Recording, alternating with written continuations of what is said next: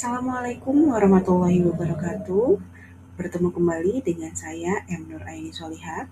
Pada pertemuan kali ini kita akan membahas materi garis lurus dengan submateri kedudukan dua garis lurus. Hubungan dua garis lurus dapat kita kaitkan dengan situasi sehari-hari. Jika terdapat dua garis lurus, maka ada beberapa hubungan atau situasi yang bisa terjadi. Kedua garis tersebut dapat sejajar, saling tegak lurus, berimpit, atau berpotongan. Perhatikan langkah-langkah berikut. Pertama, pilih dua titik sembarang pada bidang koordinat, misal titik A dan titik B. Kemudian, hubungkan kedua titik tersebut sehingga diperoleh sebuah garis lurus yang kita sebut sebagai garis AB. Selanjutnya, hitung gradien dari garis AB. Gradien ini menunjukkan kemiringan garis terhadap sumbu X. Sudah bisa kan membuat gradien? Berikutnya, kita gambarkan sebuah garis yang kedua, misalnya adalah garis A1 dan B1 yang sejajar dengan garis AB yang tadi. Pilih dua titik pada garis kedua tersebut, kemudian hitung pula gradiennya. Setelah itu, gambarkan lagi sebuah garis yang ketiga, misalkan A2 dan A2B2, yang sejajar dengan garis yang kedua. Pilih dua titik pada garis ketiga, lalu hitung gradien garis tersebut.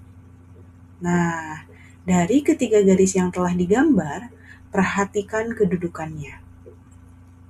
Ketiga garis tidak saling berpotongan dan memiliki arah kemiringan yang sama. Dengan demikian, kita bandingkan nilai gradiennya. Tadi sudah mencari gradien garis yang pertama, kedua, dan ketiga. Nah, ternyata apa yang kita temukan? Gradien yang garis yang pertama, kedua, dan ketiga adalah sama. Nah, apa yang bisa kalian simpulkan? Secara formal, dua garis dikatakan sejajar jika dan hanya jika gradien kedua garis tersebut adalah sama, artinya M1 sama dengan M2. Pada contoh ini, garis dengan persamaan Y sama dengan 2X dikurang 1 dan Y sama dengan 2X dikurangi 4 memiliki gradien yang sama, yaitu 2. Sehingga kedua garis tersebut sejajar. Kedudukan dua garis yang saling tegak lurus. Perhatikan langkah berikut. Pertama, kita pilih dua titik sembarang pada bidang koordinat, misalnya titik A dan titik B. Kemudian, hubungkan kedua titik tersebut sehingga diperoleh sebuah garis lurus AB, sebagaimana yang telah kita lakukan pada garis sejajar. Selanjutnya, hitung gradien dari garis AB. Gradien ini untuk menyatakan kemiringan garis terhadap sumbu X. Berikutnya, buat sebuah garis kedua yang tegak lurus terhadap garis AB tadi. Jika menggunakan busur derajat, kita dapat memastikan bahwa sudut yang terbentuk adalah sudut siku-siku. Jika tidak menggunakan busur, kita dapat mengingat bahwa garis-garis yang tegak lurus selalu membentuk sudut 90 derajat. Perhatikan dua titik yang dilalui oleh garis yang kedua. Kemudian, kita hitung gradien pada garis yang kedua tersebut. Nah, dari gambar, terlihat bahwa kedua garis saling berpotongan dan membentuk sudut siku-siku. Jika kita bandingkan nilai gradien kedua garis, tampak bahwa gradien yang pertama dan gradien garis yang kedua memiliki hubungan yang khusus. Apa ya kira-kira? Nah, kita lihat gradien garis yang pertama itu adalah 0,5. Sedangkan gradien garis yang kedua adalah negatif 2. Ya, gradien pada garis pertama merupakan kebalikan negatif dari gradien pada garis kedua. Dua garis dikatakan saling tegak lurus jika hasil perkalian gradien kedua garis tersebut bernilai negatif 1. Dengan kata lain, gradien kedua garis merupakan kebalikan negatif satu sama lain. Hubungan ini tidak berlaku untuk kasus garis horizontal dan garis vertikal. Prinsip ini dapat digunakan untuk menentukan persamaan garis yang tegak lurus terhadap suatu garis tertentu. Garis berpotongan. Dua garis dikatakan berpotongan apabila keduanya memiliki tepat satu titik potong. Dalam geometri analitik, mencari titik potong dua garis sama dengan mencari solusi dari sistem persamaan linear yang terdiri dari dua persamaan. Dengan demikian, masalah geometri dapat diselesaikan menggunakan pendekatan aljabar. Garis-garis yang berimpit.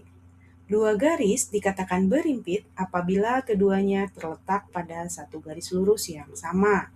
Dalam kondisi ini, kedua garis memiliki lebih dari satu titik persekutuan, sehingga secara visual hanya tampak sebagai satu garis saja. Secara aljabar, persamaan kedua garis tersebut saling ekuivalen. Hubungannya dengan SPLDV. Jika dua persamaan garis dinyatakan dalam bentuk sistem persamaan linear, maka terdapat 3 kemungkinan penyelesaian. Misalnya yang pertama, ada AX1 ditambah BY1 ditambah C1 sama dengan 0, dan AX2 ditambah BY2 ditambah C2 sama dengan 0. Kemungkinan yang pertama, sistem tidak memiliki penyelesaian ketika kedua garis tersebut sejajar. Yang kedua, sistem memiliki tak hingga banyaknya penyelesaian ketika garisnya berimpit. Dan yang ketiga, sistem memiliki satu penyelesaian saja ketika kedua garis berpotongan di satu titik. Dengan demikian, kedudukan dua garis lurus ini kita bisa lihat berdasarkan koefisien pada persamaan garis. Kita dapat menentukan kedudukan dua garis lurus tersebut. Perbandingan koefisien itu akan menunjukkan apakah kedua garis itu sejajar, berimpit, atau berpotongan. Sebagai contoh, ada dua garis, yaitu G1 dan G2.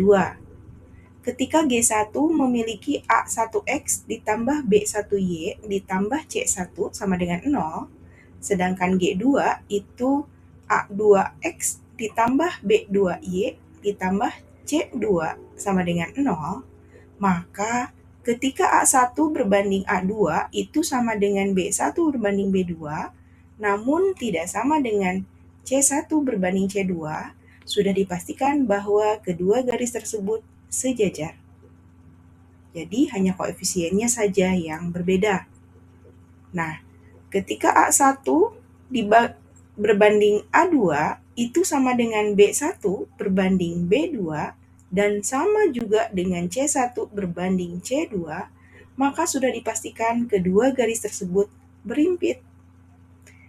Yang ketiga, ketika A1 berbanding A2 itu sama dengan B1 berbanding B2, namun tidak sama dengan C1 berbanding C2, ada kemungkinan itu adalah kedua garis berpotongan di satu titik.